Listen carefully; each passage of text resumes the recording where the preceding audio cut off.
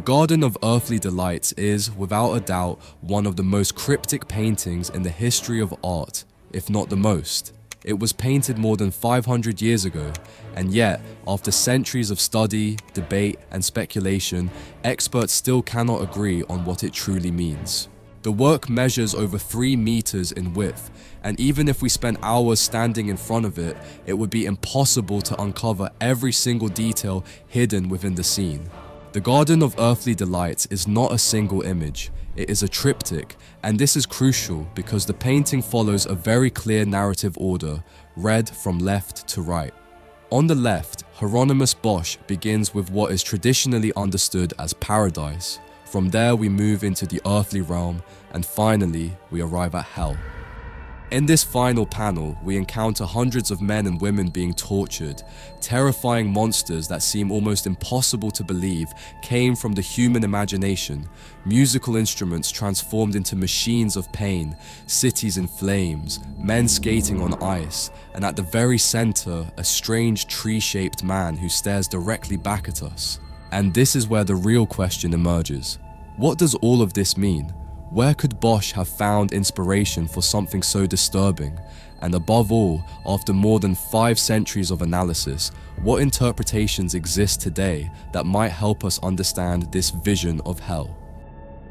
To understand the Garden of Earthly Delights, it is essential to place it within its own time, not only in chronological terms, but also in mental ones. This work was not created in a world like ours, but in a society where religion structured daily life, moral thinking, and the way people understood human destiny.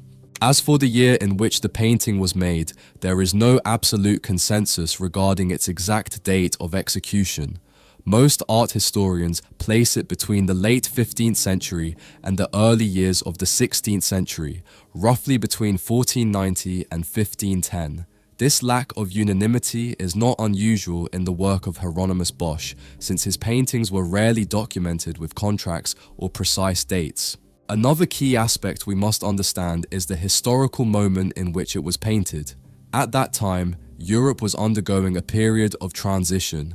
The medieval world had not yet disappeared, and cultural, religious, and moral tensions were beginning to emerge, anticipating what we now call modernity.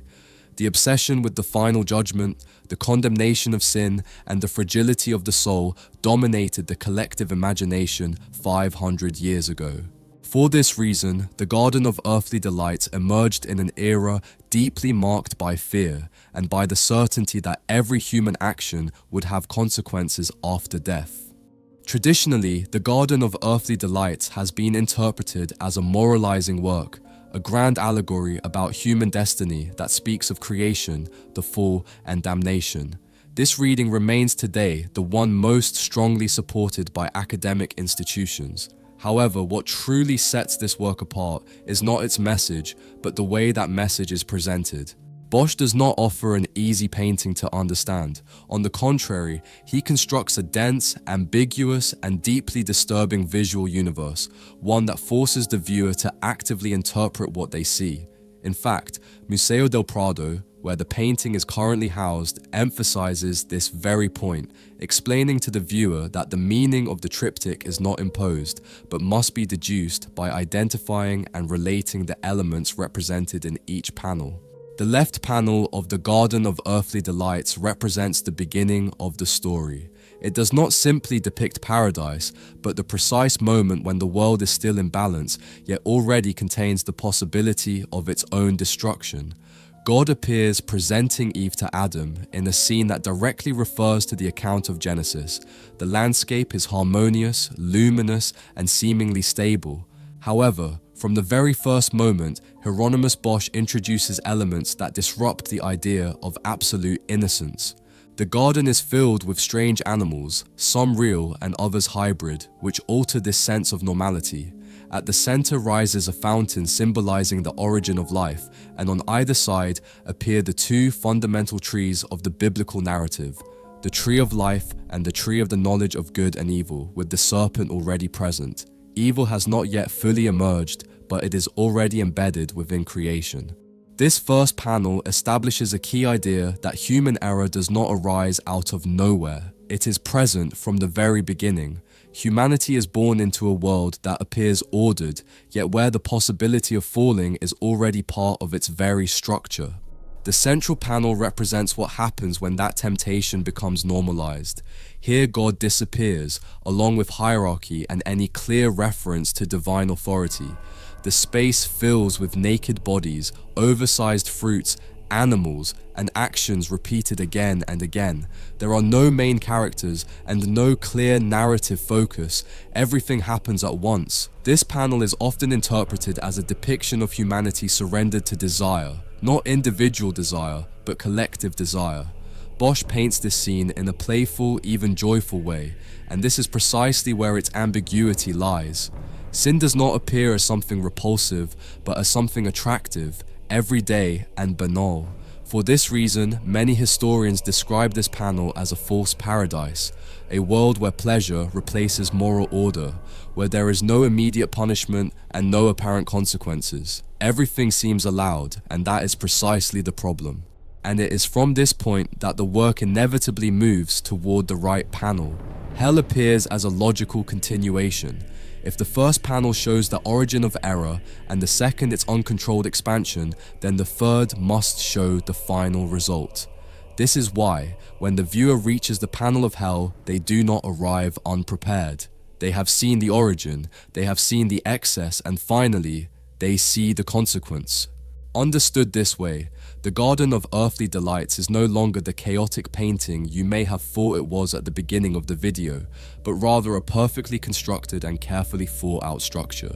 But before we begin analyzing the right panel of this triptych, which is, without question, the most striking of all, I would like to remind you that if you would like to have this work in your own home, you can now purchase it from our catalogue. Shipping is completely free worldwide, and with our reproductions, I can guarantee that you will receive a piece of the highest quality, made with the best materials, and as faithful as possible to the original artwork. By purchasing from the store, you will also be supporting the channel in a very meaningful way, allowing me to continue creating videos like this every week. You will find the link in the description, so you can place your order once you finish watching this video. Now, let us continue. In the right panel, Hieronymus Bosch depicts a world in which humanity has completely succumbed to temptations that lead to evil and, as a consequence, to eternal damnation. The tone of this scene contrasts radically with that of the other panels of the triptych. Here there is no natural light. The scene takes place at night, and every trace of the order that once defined paradise and the earthly realm has vanished entirely. Bosch begins this vision of hell through the landscape itself. In the background, cities rise in flames, pierced by explosions that project light through gates and walls.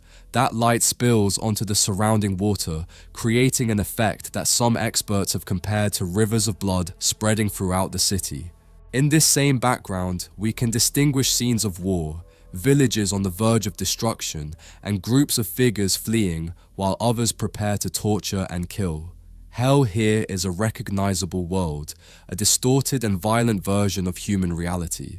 Bosch does not imagine hell as a distant or alien place, as many artists of his time did, but as the real world pushed to its most cruel extreme. As our gaze moves downward, punishment ceases to be collective and becomes an individual experience. In the middle ground, demons and hybrid creatures appear alongside mutated animals that feed on human flesh. Humanity no longer dominates the beasts, but has become their prey. This inversion of the natural order reinforces the idea of a world completely overturned, where hierarchies have collapsed. Human nudity, so present in the other panels, has here lost any trace of eroticism. Bodies appear tense, humiliated, and vulnerable. Many figures attempt to cover their genitals or chest with their hands, as if suddenly aware of their exposure. In the foreground, several figures appear anguished or openly tortured. Some vomit or defecate, while others are crucified on musical instruments, especially a gigantic harp. This scene is one of the most famous in the painting and also one of the most enigmatic. A man being crucified on such an instrument can be read as an allegory, since music is associated with pleasure and entertainment, yet here it is transformed into an instrument of torment. Very close to this scene, a choir can be seen singing from a musical score inscribed on a pair of buttocks. This section of the panel is known as the Hell of the Musicians, and in it, Bosch insists on the same idea. What once produced enjoyment on earth becomes humiliation in hell. Moving slightly upward, dominating much of the panel, we encounter what is, in my view, the most disturbing figure in the entire work, the so-called Tree Man. His cavernous torso is supported by what look like twisted arms or decomposing tree trunks.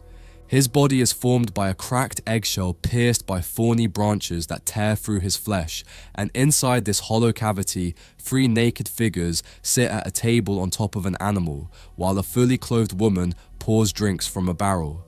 The scene resembles a tavern, but one located at the heart of this terrifying creature.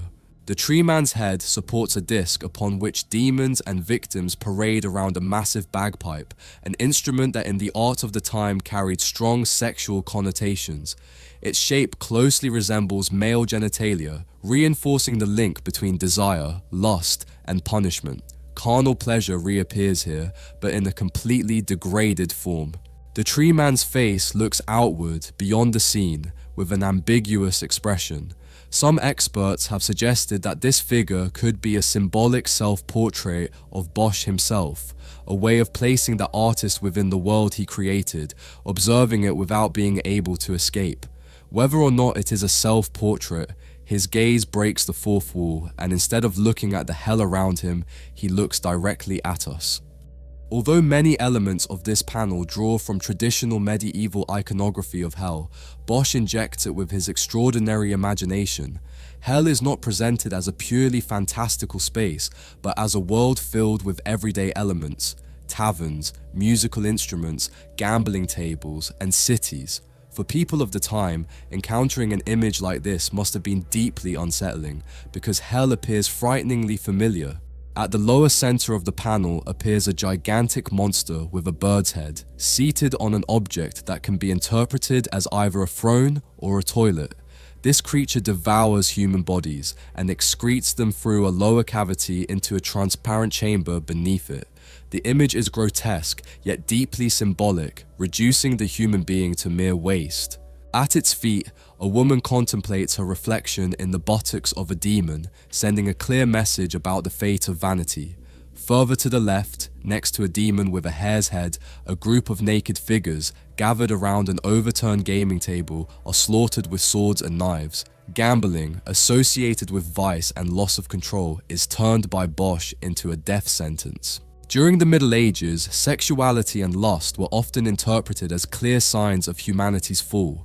Some experts believe that this sin is already suggested in the left panel, in Adam's gaze toward Eve, and that the central panel functions as a warning against a life devoted to pleasure without limits. From this perspective, the right panel represents the final punishment for those excesses. In the lower right corner, a pig wearing a nun's veil approaches a man and attempts to seduce him into signing legal documents, a clear critique of moral and religious hypocrisy. After all this, it becomes clear that Bosch's hell is not meaningless chaos. It is a system. Each punishment appears to correspond to a prior excess, and each scene speaks to another. As I said at the beginning, we could spend hours analyzing this panel figure by figure, but I think this is enough to conclude that this painting is one of the most cryptic in the history of art. If we stop to assign meaning to every torture, every animal, and every small scene unfolding in this hell, we might uncover hidden symbols that, even after 500 years, have yet to be fully understood. I would love for you to leave a comment if, while watching this video, you notice something I did not mention. Feel free to share it below. I will be reading all of them. Thank you very much for watching the video until the end. And if you would like a future in-depth analysis of the other 2 panels of this work, leave a like and a comment to let me know. See you in the next video.